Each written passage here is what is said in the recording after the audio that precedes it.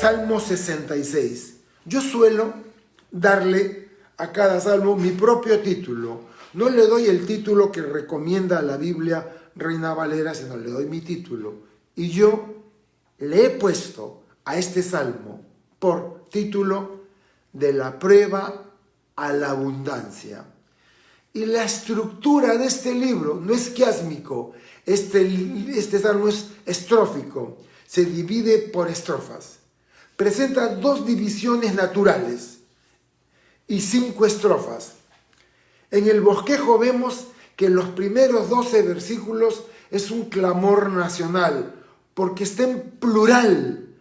Quien habla, habla representando un pueblo. Y los últimos versículos, la segunda sección, del 13 al 20, es un clamor individual, porque quien habla lo hace a título personal. Así que las 5 estrofas serían versos del 1 al 4, convocatoria para alabar a Dios. Versos del 5 al 7, convocatoria a contemplar las obras de Dios. Y versos del 8 al 12, convocatoria para bendecir a Dios. Y en la última parte, la estrofa, versos que van del 13 al 15, cumpliré mis promesas a Dios. Y cerramos con la estrofa del 16 al 20, daré testimonio de Dios. La Reina Valera 60 le da por título a este salmo Alabanza por los hechos poderosos de Dios. Y el autor quiere dejar constancia que Dios en el pasado actuó poderosamente a favor de su pueblo. Si lo hizo antes, lo puede hacer ahora también. Y va dirigido al músico principal. Este cántico en hebreo es llamado Mizmor y es un himno de alabanza. Originalmente había sido compuesto como un poema al que luego se le acompañó de instrumentos de cuerda para ser cantado. No sabemos quién es el autor desconocido. Y tampoco conocemos el contexto histórico que llevó a este salmista a escribir este salmo. Así que vamos por la primera estrofa.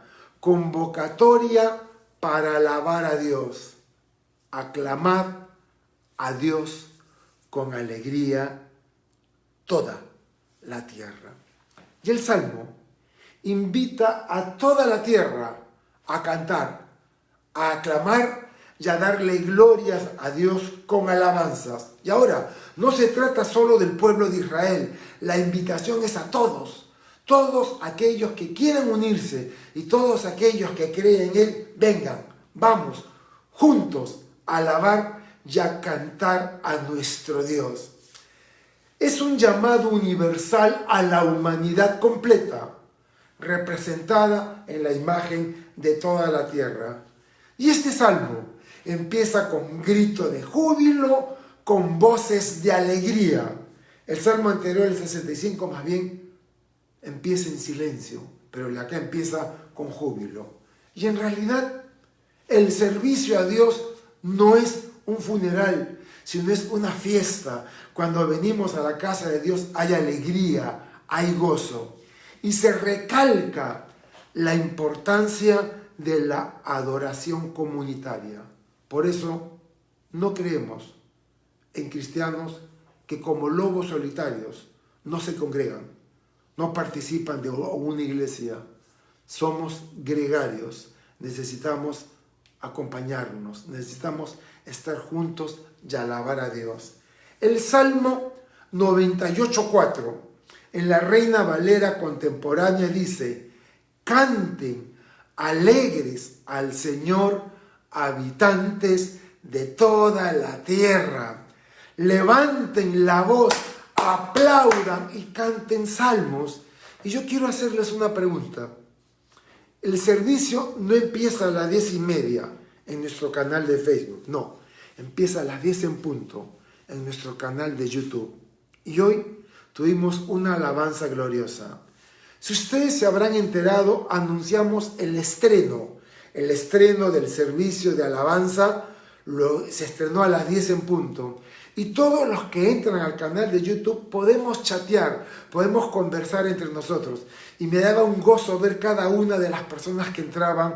Así que ya puedo identificar y reconocer quiénes son los verdaderos adoradores en nuestra congregación. Los que me acompañan, nos acompañan a las 10 en punto de la mañana para alabar a Dios. ¿Y por qué no lo haces? Hoy te voy a invitar que cuando acabe esta enseñanza vayas al canal de YouTube, escribas en la lupa del YouTube Gracia Calvary Chapel y te goces en la alabanza, en la adoración, que hoy estuvo espectacular. Versículo 2. El versículo 2 dice: cantad la gloria de su nombre, poned gloria en su alabanza. 2 veces en este versículo aparece la palabra gloria. Cantar a la gloria de su nombre y ponerle gloria a la alabanza. La traducción lenguaje actual lo coloca así: cantemos himnos a Dios y alabemos su grandeza. ¿Qué quiere decir el salmista cuando habla de la gloria de su nombre? Que el énfasis no está en lo que Dios hace, sino en quién es Él, el gran yo soy. Yo no lo alabo por lo que Él hace por mí, lo alabo por quién Él es, mi Dios, mi Salvador. Mi corazón se goza al alabar a Dios. Hoy día, antes de empezar la alabanza, Nori me compartía que ella conversaba alguna vez con alguna persona en la oficina, y esta persona le decía: ¿qué vamos a hacer en el cielo? ¿Alabar a Dios? ¡Qué aburrido cantar a Dios! Y obviamente los creyentes conocemos el gozo que para nosotros significa cantar, alabar y adorar a Dios. Es parte de nuestro culto, es parte de nuestra adoración a Él. Pero quien no conoce a Dios, alabar y adorar a Dios y cantarle no tiene ningún sentido.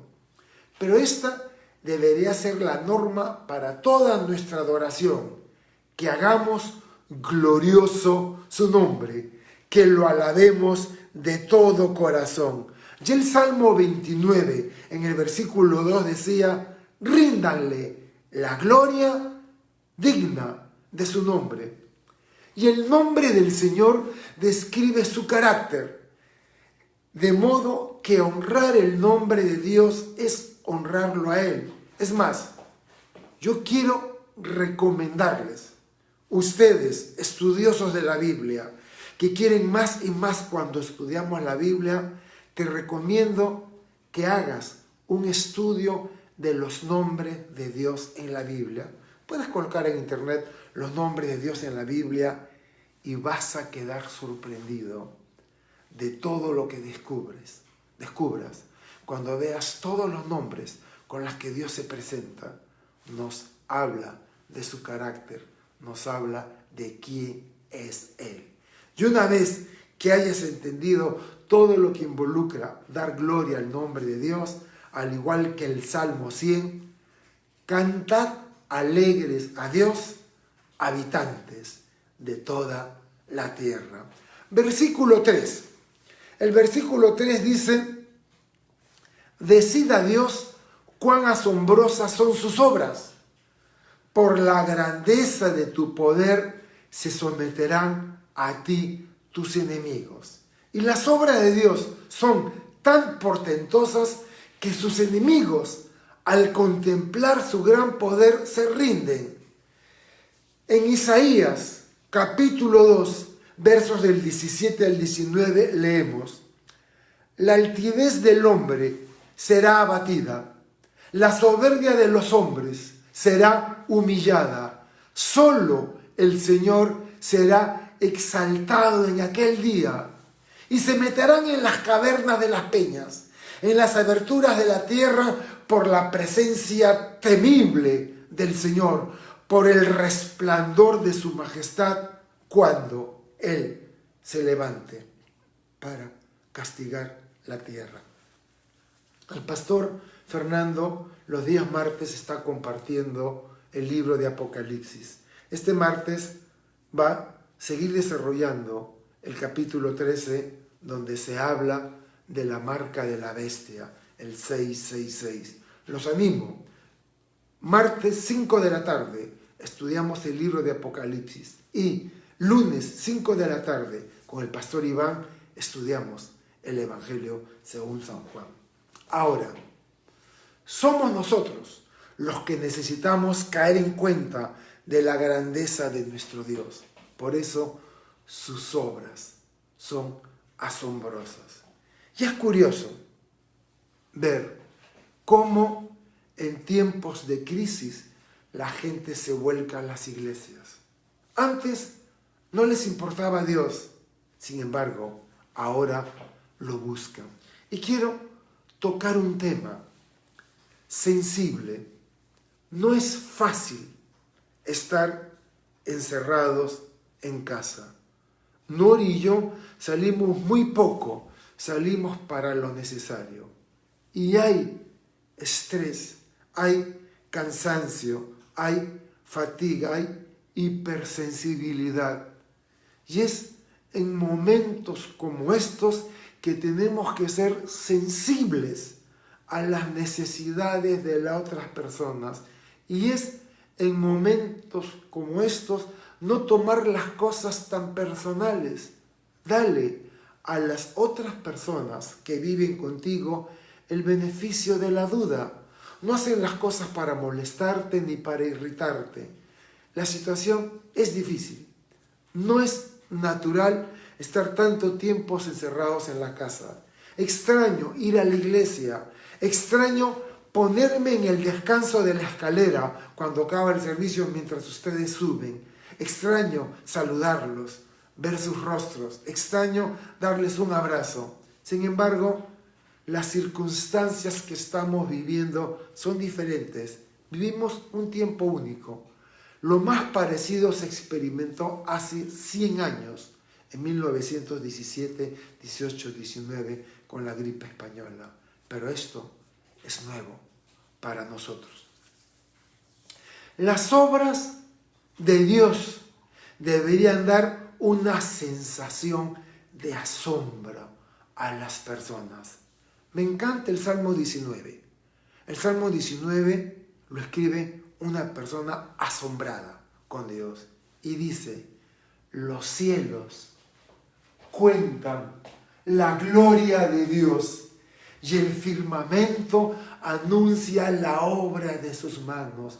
Y un día emite sonido a otro día. Y tú puedes leer el Salmo 19 y quedar anonadado cuando descubres lo asombroso que es la creación de Dios. Versículo 4. Toda la tierra te adorará y cantará a ti. Cantarán a tu nombre. Y yo te pregunto, ¿ya le cantaste hoy día al Señor? ¿Ya le cantaste a su nombre? ¿Ya lo adoraste? Personalmente, yo me he acostumbrado que antes de recibir la enseñanza tengo que disponer mi corazón delante del Señor. ¿Y cuál es la manera más sencilla de hacerlo? Cantándole, alabándole. Y esto es maravilloso. El versículo 4 proclama una esperanza y una predicción. Habrá un tiempo cuando toda la tierra le glorificará. ¿Y cuándo será ese tiempo? Durante el milenio. Y existen distintas maneras de adorar a Dios. Y por supuesto, una de las maneras favoritas es mediante los cánticos. En Filipenses 2, cuando describe la encarnación de Dios, el versículo 10 y 11 dicen: en el nombre de Jesús se doble toda rodilla de los que están en los cielos, en la tierra y debajo de la tierra, y toda lengua confiese que Jesucristo es el Señor, para la gloria de Dios Padre.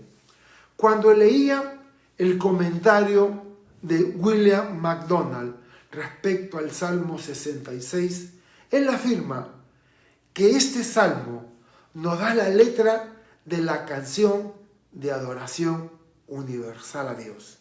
Si tú eres un hijo de Dios y crees que te irás a su presencia, más te vale que te aprendas la letra de la canción. Él hace una paráfrasis y William MacDonald lo pone de esta manera. Señor, tus logros son tremendos, tu poder es tan devastador que tus enemigos se inclinan delante de ti y por fin toda la tierra se postra ante tu presencia en adoración.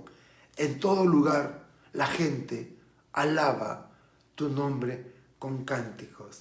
Mire, postrarse delante de Dios en adoración. ¿Entiendes lo que significa eso? Postrarte delante de Dios. ¿Te has postrado delante de Dios? ¿O lo que te estoy diciendo es raro para ti? Muchos de los grandes hombres de Dios del pasado, algunos de ellos decía que tenía un callo en la frente y otros tenían callos en las rodillas de las veces, del tiempo que pasaban postrados con el rostro en el suelo en adoración delante del Señor. En Apocalipsis 15:4 dice: ¿quién no te temerá, Señor, y glorificará tu nombre? Pues solo tú eres santo, por lo cual todas las naciones vendrán y te adorarán. Todas las naciones vendrán y te adorarán. Vamos a la estrofa que abarca los versículos del 5 al 7. Es una convocatoria a contemplar las obras de Dios, la creación del Señor. Venid y ved las obras de Dios, temible en hechos sobre los hijos de los hombres. Y el salmista invita a la gente a que vea lo que Dios hizo en su vida. De igual manera, invita a tus amigos a ver lo que Dios ha hecho en tu vida. Hoy es el tiempo ideal. Hoy no tengas miedo de agarrar tus medios sociales, tus redes sociales y escribir: ¿qué sería de mí si no me hubieras encontrado? ¿Dónde estaría, Señor? El día que llegaste, cambiaste mi vida. Da testimonio del Señor, porque no me avergüenzo del Evangelio, dice Romanos capítulo 1, porque es poder de Dios para salvación. Y este es el tiempo que la gente está sensible y la gente está escuchando, que se entere en las redes sociales que tú y yo somos cristianos. Hay un versículo que te gusta, mándalo a las redes sociales. Al final, en este salmo yo he preparado 4 láminas que las he puesto en la historia de nuestra página de Facebook, que las puedes tomar, las puedes copiar y las puedes reenviar. Venid y ved las obras de Dios, temible en hechos sobre los hijos de los hombres. Y el salmista invita a la gente a que vean lo que Dios ha hecho. Dios no está lejos en la vida de su pueblo y Él ha obrado en la historia y lo sigue haciendo en nuestras vidas.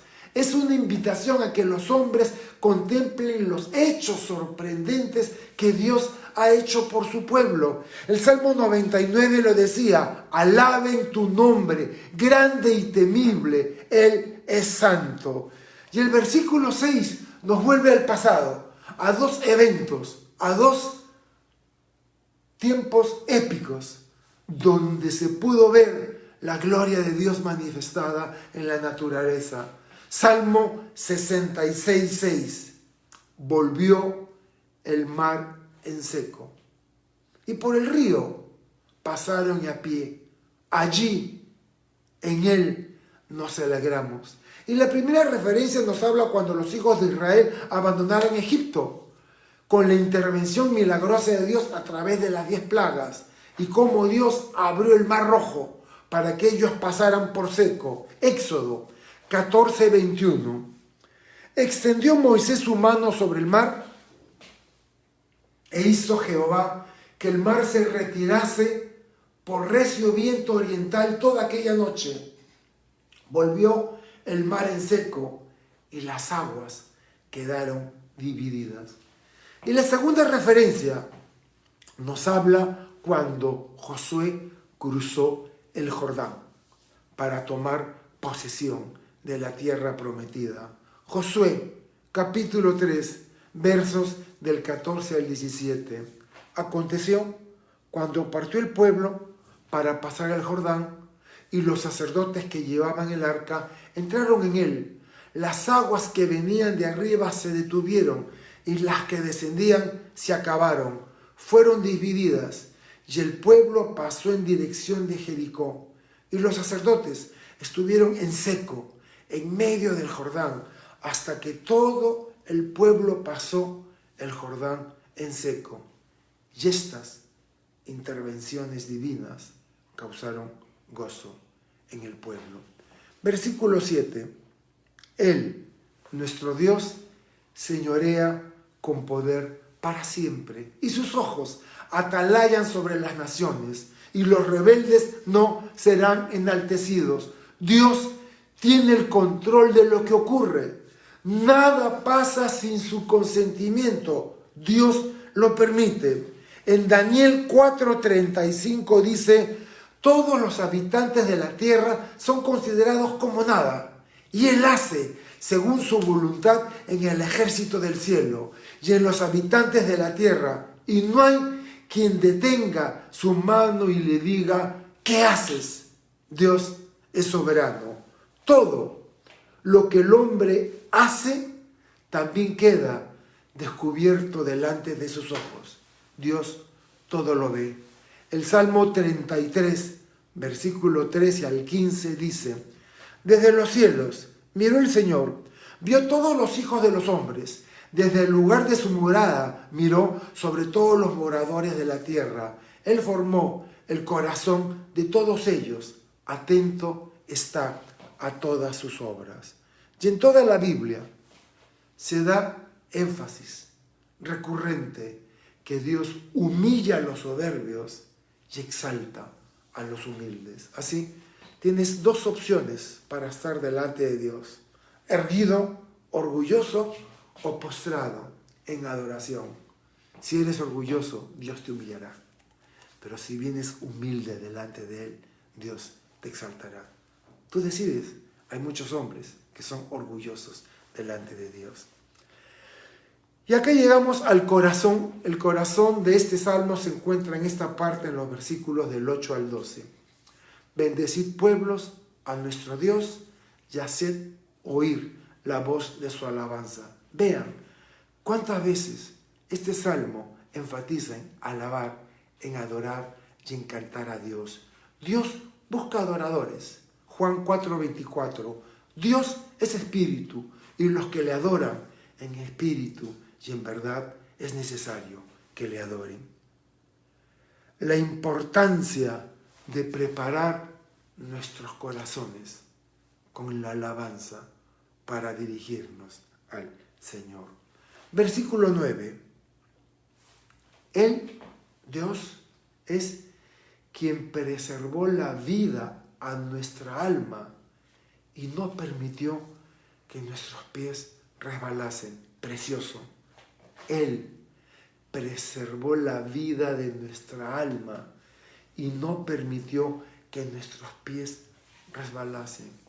Si haces memoria de todas las veces que Dios intervino en tu vida, salvándotela, te darás cuenta de que su providencia te estuvo protegiendo en todo tiempo. Y en el estudio de los Salmos varias veces se los he dicho. Yo otra vez más les recuerdo: mira atrás, mira tu vida y haz memoria de dónde estabas. Y haz memoria de esos momentos difíciles cuando creías que no lo podías pasar y cómo Dios intervino y cómo Dios te salvó el accidente, la enfermedad, etcétera, etcétera. Dios siempre estuvo allí todo el tiempo. Salmo 33. Tú, Señor, me devolviste la vida, me libraste de caer en el sepulcro. Clarísimo, casi muero. Tú lo evitaste, Señor.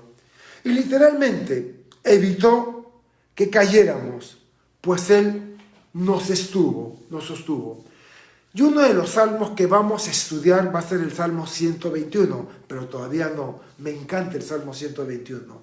El versículo 3 dice: no dará tu pie al resbaladero, ni se dormirá el que te guarda. Dios cuida de nosotros.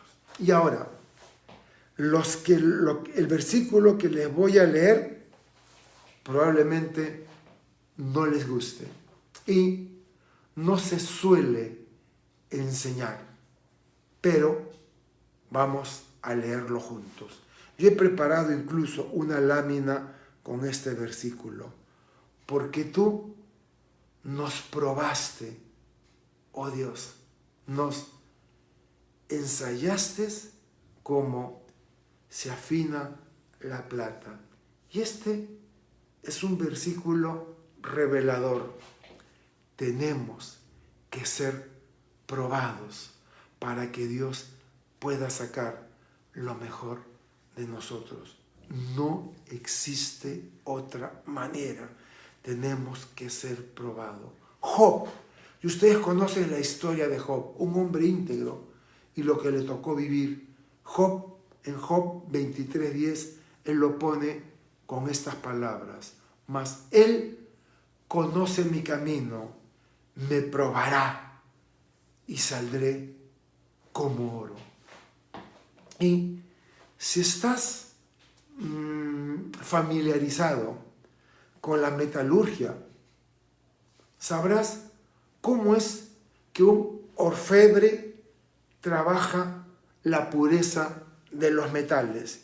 Tenía un compañero en la universidad y él compraba en las minas piedras que contenían muy poco contenido, casi nada de precioso, pero él lo compraba porque él era un químico, amaba la química y tenía un laboratorio en su garaje, tenía un balón de gas con un mechero de Bunsen, en español Bunsen, que alcanza los 700, 800, 900 grados. Y él colocaba una pieza de cerámica, una porcelana muy finita, que se llama crisol, y aguanta grandes temperaturas. Y lo colocaba en una especie de trípode y por debajo estaba el mechero. Y él agarraba esas piedras, que eran una amalgama de distintos materiales. Y él lo colocaba, prendía el mechero a su máxima potencia y esperaba que el metal alcanzara el estado líquido. Llegaba a tal temperatura que se volvía líquido. Y cuando está líquido, ocurría que lo más pesado, lo que tenía mayor densidad, se iba abajo, que es el metal precioso. Y la suciedad, las impurezas, la nata flota encima porque es menos denso. Y él tenía una espumadera, que es una cuchara plana, redonda, llena de huequitos. Y con la espumadera él arrancaba y sacaba la nata del crisol, que estaba el metal líquido. Si agarraba algo de metal, caía por los orificios, pero esa nata la colocaba aparte. ¿Saben ustedes cómo se llama esa nata que flota cuando el metal está en estado líquido y las impurezas flotan? Esa nata de impurezas se llama escoria. Escoria, palabra que hoy se utiliza como adjetivo para describir a personas que son malos elementos para la sociedad, son la escoria de la sociedad. Lo curioso es que él me decía: ¿y sabes cuándo sé yo que ya está? Cuando ya no hay nata, cuando ya no hay escoria, apago el mechero y cuando veo mi rostro reflejado en el metal precioso, ya sé que está listo. Y agarro unas tenazas y él las colocaba a un molde que tenía la forma de un pequeño lingote y formaba sus lingotes de metales preciosos. Y luego él me decía, voy a ver después su peso específico para determinar qué metal es, porque a veces podía ser plata, platino, oro o cualquier otro metal o aleación de metales. Lo curioso es esto: Dios nos coloca en el crisol y lo peor de nosotros sale. Y Dios, con su divina espumadera, en medio de la prueba, saca la escoria, la suciedad en nosotros. Y cuando Él se vea reflejado en nuestras vidas, apagará el mechero, apagará la prueba. Pero mientras haya suciedad, escoria o impurezas, seguiremos estando en el crisol de la prueba hasta que salga de nosotros toda la escoria. Vean, el Salmo 17, versículo 3 lo decía: tú has probado mi corazón, me has visitado de noche, me has puesto a prueba, decía el salmista, y nada malo hallaste. Y Primera de Pedro 1:7, para que sometida a prueba nuestra fe, y miren, mucho más preciosa que el oro.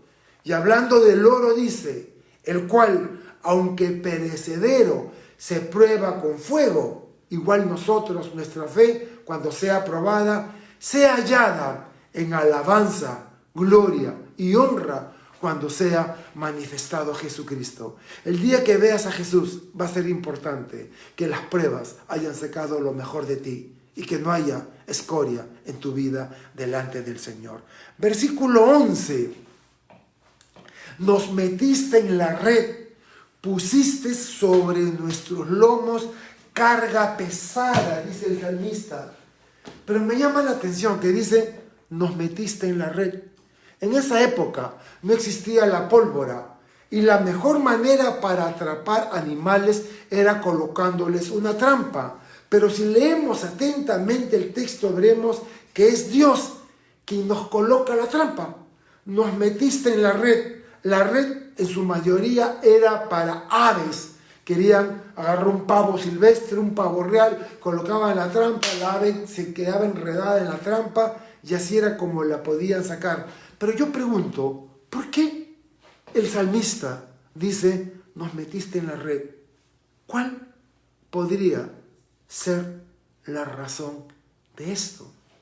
Y obviamente forma parte del entrenamiento a través de la escuela de la vida, donde Dios quiere forjar nuestro carácter. Recuerdo cuando estudiaba en el seminario, en el Instituto Bíblico de Calvary Chapel, en Twin Peaks, California, el director del colegio bíblico se llamaba Larry Taylor. Y había un chico, en esa época éramos como 400 alumnos, pero había un estudiante que era arrogante, malcriado, a cada rato se paraba, interrumpía, llegaba cuando la clase había empezado, se iba a la primera fila y ni siquiera se agachaba, era muy prepotente. Y el director del colegio bíblico había estado viendo esto, su prepotencia, su poca sensibilidad y respeto hacia los demás, solo pensaba en él. Fíjense lo curioso, este muchacho era hijo único. Y si hay un problema con los hijos únicos, no saben compartir. Como son hijos únicos, son sumamente protegidos, engreídos y se les da todo lo que quieren. No son empáticos, son insensibles la mayoría de ellos. Por eso es importante que si tú tienes solo un hijo o una hija, llévala a socializar. Por ejemplo, harías muy bien en llevarlos al albergue infantil El Amparo. Nosotros, nuestra iglesia, Gracia Calvary Chapel, tiene un hogar de niños. Mario y Patti Dávila, con sus hijos Mauricio y Maragracia, tienen a 11 de nuestros niños. Y les decimos nuestros niños, porque el albergue es de nuestra iglesia. Y harías muy bien, cuando ya pase este tiempo de de pandemia y de cuarentena, que puedes llevar a tus hijos a sociabilizarlos, a que no sean tan orgullosos o tan insensibles. Solo piensan en ellos. ¿Y qué fue lo que pasó? Recuerdo clarito, a mí me chocó, pero nunca lo he olvidado. Por supuesto, Larry estaba enseñando la Biblia, estábamos a la mitad de la clase y este muchacho que estaba en segunda fila se pone de pie y se pone a caminar y Larry, en medio de toda clase, le dice: fulano, ya estoy cansado de lo poco considerado y engreído que eres, que solo piensas en ti y te importa un comino lo demás. No te importa interrumpir o no, porque estás centrado en ti mismo. Eres sumamente egoísta y tienes que cambiar esa manera de ser. Él se quedó paralizado. Y él, el pastor Larry, dijo dos cosas más. Y Larry dijo: dos tipos de personas puedo yo dividir a toda la humanidad: insensibles o sensibles, engreídos, malcriados o todo lo contrario, siempre dispuestos a ayudar. Y él dice: ¿saben cuál es la diferencia entre una persona orgullosa, malcriada, insensible, soberbia y una persona humilde? ¿Saben qué hace la diferencia? Que los humildes han sufrido, han pasado por pruebas, no tuvieron una vida nada fácil, tuvieron que salir adelante enfrentando mucha adversidad, oposición, prueba tras prueba. Y todas las adversidades en su vida forjó en ellos un mejor carácter. Son sensibles, son empáticos, siempre están dispuestos para ayudar. Y el otro lado, lo tuvieron todo. No sufrieron falta de nada. No saben lo que es comer, todo lo contrario, hasta jugaban y botaban la comida cuando eran niños. Esto hizo de personas sumamente egoístas y orgullosas, y cuando crecen insensibles. Y qué diferente con estas personas. Así que esto prueba. Cuando el salmista dice: me metiste en la red, forma parte del entrenamiento de Dios para nuestra vida. Y otra vez el texto dice que es Dios quien pone sobre nuestros lomos una pesada carga. ¿Por qué Dios coloca una pesada carga sobre nosotros?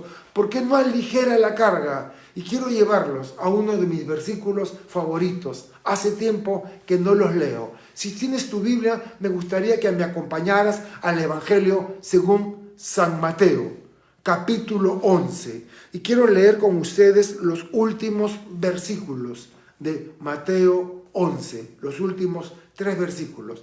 Así que anda tu Biblia, Mateo 11, del 28 al 30, y resáltalo. Jesucristo dice: vengan a mí todos los que están trabajados y cargados, todos los que tienen problemas, todos los que están cansados, todos los que ya no pueden más, y yo los haré descansar. ¿Estás cansado? ¿Estás trabajado? ¿Tienes problemas? ¿Ya no puedes más? Ven al Señor. Él dice: vengan a mí. Y dice: y yo te haré descansar. Pero un momentito. Descansar no es que te agarren los brazos. No. Miren cómo te va a hacer descansar. Versículo 29. Lleven mi yugo sobre ustedes. Y el yugo se entiende como un símbolo de opresión. Pero el yugo del cual Jesús está hablando acá hace referencia a una economía agrícola, donde no habían tractores ni máquinas mecánicas.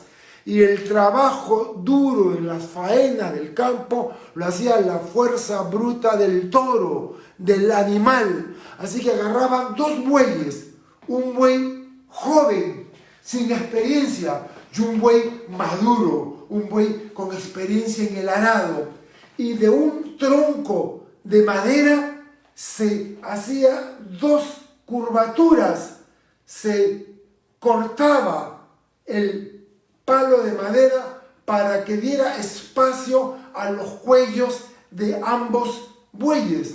El buey experimentado colocaba su cuello en uno de los arcos y el otro buey que tenía poca experiencia en el otro arco.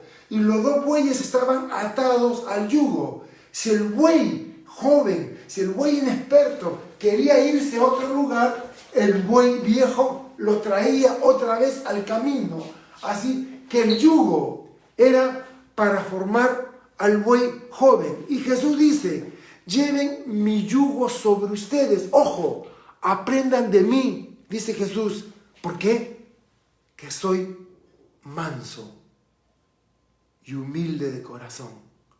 Aprendan de mí. Necesitas el yugo, pero ¿sabes qué? Tú y yo vamos a poner nuestro cuello en este yugo de madera. Pero ¿sabes quién está al otro lado del yugo? El que te dice, mi carga es ligera. Tienes que llevar el yugo, pero yo estoy contigo, al otro lado del yugo. Y la carga, yo voy a llevar la mayoría de la carga. Pero a ti te va a tocar un poco de disciplina, te va a tocar aprender. Y es a través de las circunstancias de la vida, de la adversidad, que yo te formo, porque quiero sacar lo mejor que hay en ti. Y luego, cuando llego al final del versículo 30, los pelos se me ponen de gallina. Cuando encuentro lo que toda mi vida había estado buscando, y hallarás descanso para tu alma. Y luego dice, ¿por qué? Porque mi yugo es fácil y mi carga es ligera. ¿Sabías que todos en la humanidad estamos sometidos a yugo? Y todos servimos a un Señor. Hay un señorío sobre nuestras cabezas. Y lo sepas o no lo sepas, tú estás rindiendo culto a un Señor. ¿Y cuáles son las dos posibilidades, los dos señores? A uno se le llama el Dios de este mundo. Pablo lo llama así. ¿Y a quién se refiere cuando habla del Dios de este mundo? A Satanás. Y otros estamos rindiéndole culto y señorío a Jesús a partir del día que le abrimos nuestro corazón y lo aceptamos como Señor y Salvador en nuestras vidas. Así que si tú no sabes a quién le rindes culto, es porque le rindes culto al Señor, al Dios de este mundo. Y los que sabemos que le rendimos culto a Jesús es porque un día tomamos la decisión de no irnos con el mundo. Y Jesús nos trajo de las tinieblas a su luz admirable el día que lo recibimos como nuestro Señor y Salvador. Versículo 12, y esto se pone bueno. He hecho una lámina y cuando estudié este versículo me sorprendió. ¡Wow! Lo que encontré no lo van a creer. Literalmente dice, hiciste cabalgar hombres sobre nuestras cabezas. Pasamos por el fuego y por el agua y nos sacaste a abundancia. Hiciste cabalgar hombres sobre nuestras cabezas.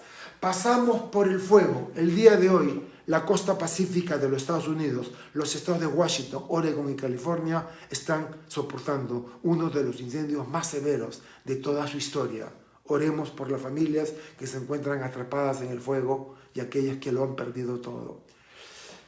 Y dice, si pasamos por el fuego o por el agua, prueba caballos que vienen sobre tu cabeza, fuego, agua.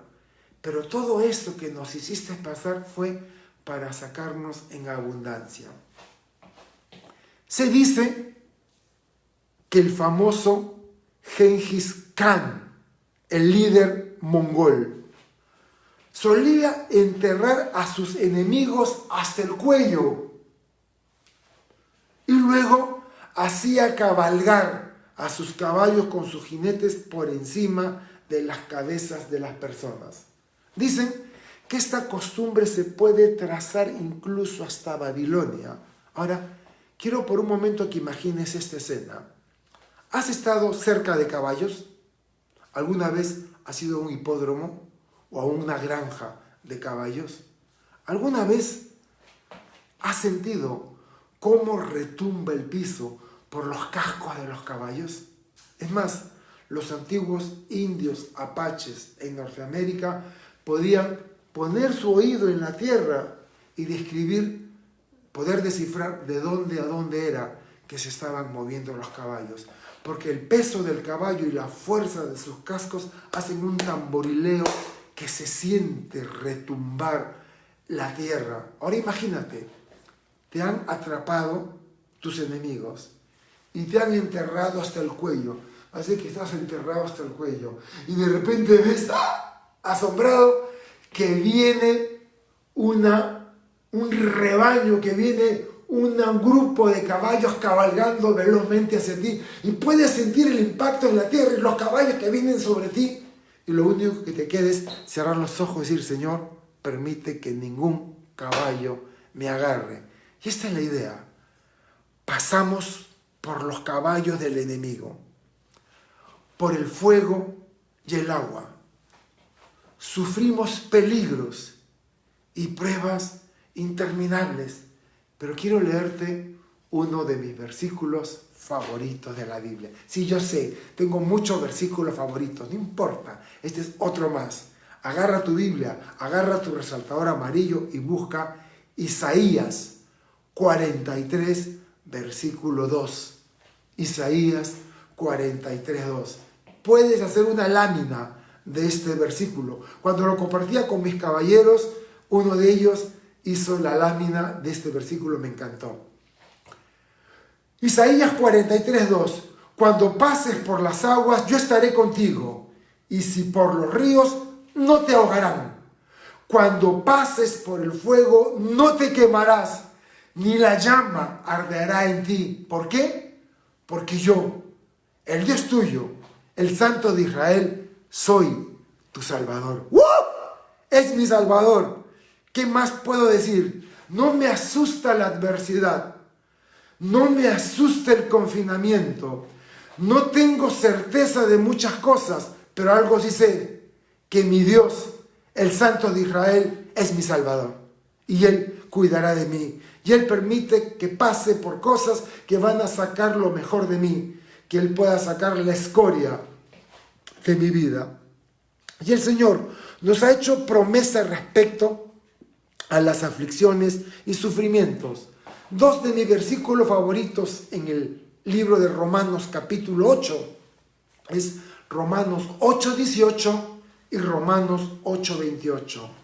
Pues tengo por cierto que las aflicciones y los sufrimientos del tiempo presente no se comparan con la gloria venidera que se va a manifestar en nosotros.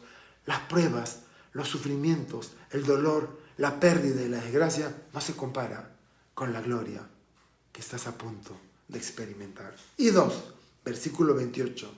Y sabemos, sin la menor sombra de duda, que los que amamos a Dios, todas las cosas nos ayudan para bien. Esto es a los que conforme a su propósito hemos sido llamados. Y hay un propósito en nuestras vidas. Y en la última parte del versículo 12, donde dice que todas estas pruebas producirán en nuestras vidas, ¿qué cosa? Nos sacará abundancia. Salmo 40, versículos 2 y 3. Me hizo sacar del pozo de la desesperación, del lodo cenagoso. Puso mis pies sobre peña, enderezó mis pasos. Puso luego en mi boca cántico nuevo, alabanza a nuestro Dios. Verán estos muchos y temerán y confiarán en el Señor. Muy bien. Versículos del 13 al 15. Ahora me toca cumplir mis promesas. ¿Qué promesas?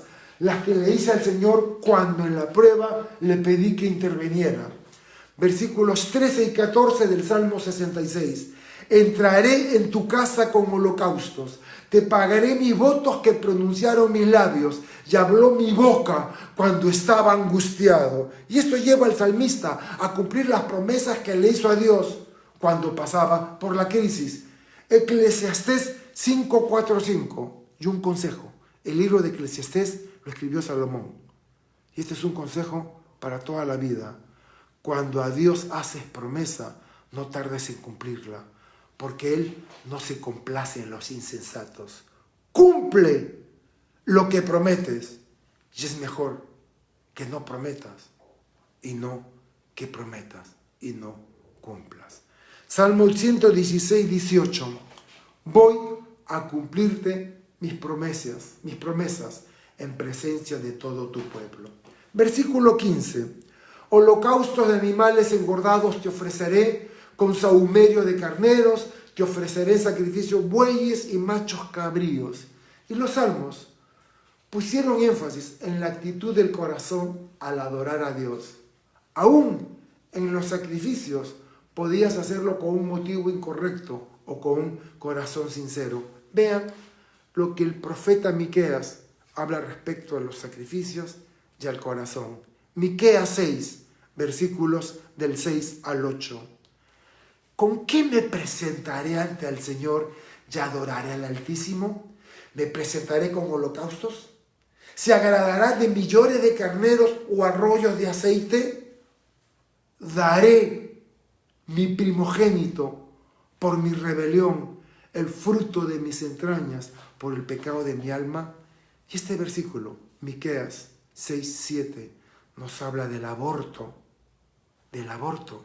Vean lo que dice: daré mi primogénito por mi rebelión, el fruto de mis entrañas lo entregaré por el pecado de mi alma.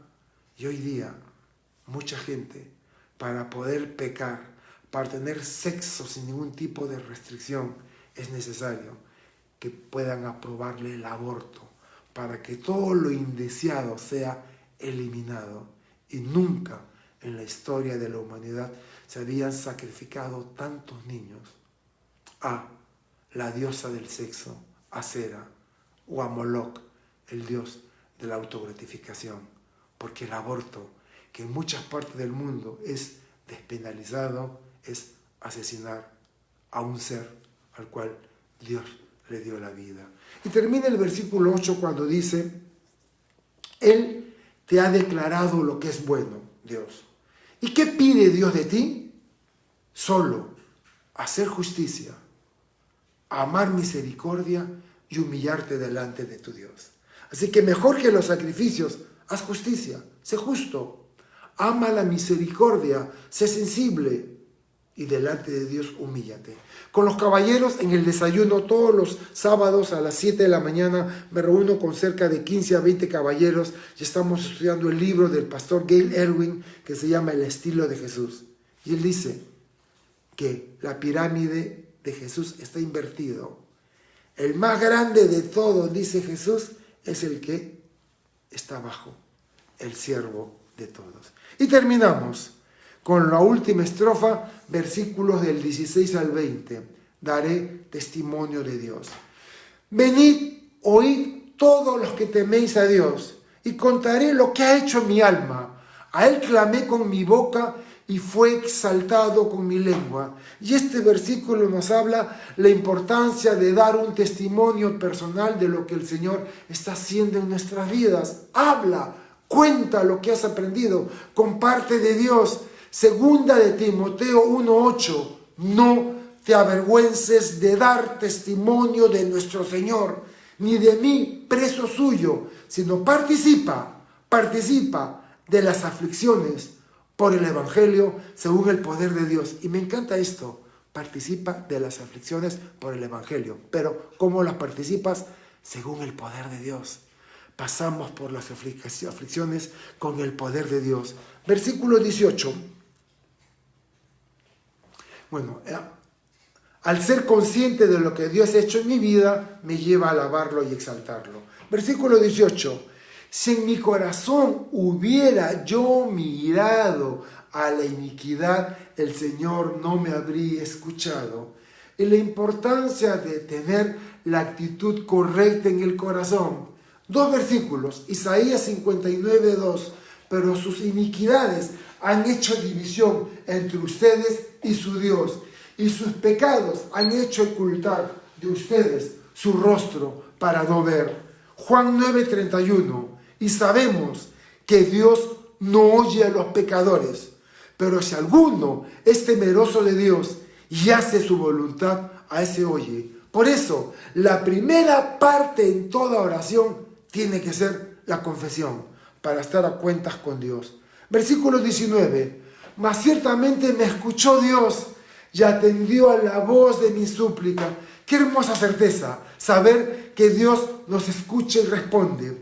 Primera de Juan 5, 14 y 15. Y esta es la confianza que tenemos en Él, que si pedimos alguna cosa conforme a su voluntad, Él nos oye. Y si sabemos que Él nos oye en cualquiera cosa que pidamos, sabemos que tenemos la petición que le hayamos hecho. ¿Cuál es el secreto para tener oraciones contestadas por Dios? Pedir de acuerdo a su voluntad. Y te llegas a enamorar tanto de Dios, llegas a conocerlo tanto cuando estudias la palabra, que solo una cosa quieres, que es agradar a Dios, hacer su voluntad. Y cerramos, versículo 20. Bendito sea Dios que no echó de sí mi oración, ni de mí su misericordia. El salmista recuerda que Dios en su misericordia escuchó esta oración específica. Primera de Pedro 5:7 dice, echando todas nuestras ansiedades sobre Jesús, porque Él cuida de nosotros. Y es un salmo precioso. Hoy hemos aprendido que todos los aspectos difíciles y duros que pasan en nuestra vida obedecen un propósito. Y muchas veces nuestro orgullo y nuestro corazón está tan endurecido que no le damos a Dios ningún lugar. Pero cuando pasamos por la prueba, cuando pasamos por la enfermedad, cuando pasamos por el accidente y vemos lo frágil que es nuestra vida, levantamos nuestros ojos al cielo y le decimos, Señor, ten misericordia. Dios me ama tanto que permite todo en mi vida. Cuando veo mi pasado y veo todo lo que me ha ocurrido, veo momentos terribles, momentos de dolor, momentos de sufrimiento, hoy le doy gracias a Dios porque era necesario que pasara por eso. Y hoy entiendo que obedecía a un propósito. Lo que me parecía una desgracia o algo que era una pérdida, Dios lo convirtió en una bendición para mi bien. Y permítanme terminar haciendo una simple oración. Señor Jesús, tú conoces a todos los que estamos acá. Tú conoces lo sensible, lo estresado, lo tenso, Señor, que estamos, Señor, lo susceptibles. Y, Señor, llénanos de toda consolación y de tu presencia. Que podamos entender que aunque esto sea muy difícil, hay un propósito. Y de alguna manera no nos dábamos cuenta la bendición de las simplezas de la vida, que hoy las perdimos. Y hoy, cuánto añoramos caminar en un lugar, estar con seres queridos, con los amigos. Pero, Señor, era un privilegio y no nos habíamos dado cuenta. Solo te pedimos, Señor, que tu presencia y tu Espíritu Santo nos guíe para caminar por el sendero, por la vereda que tú has enderezado para que nosotros caminemos en ella. Gracias por tu palabra. En el nombre precioso de Jesús oramos. Amén y amén.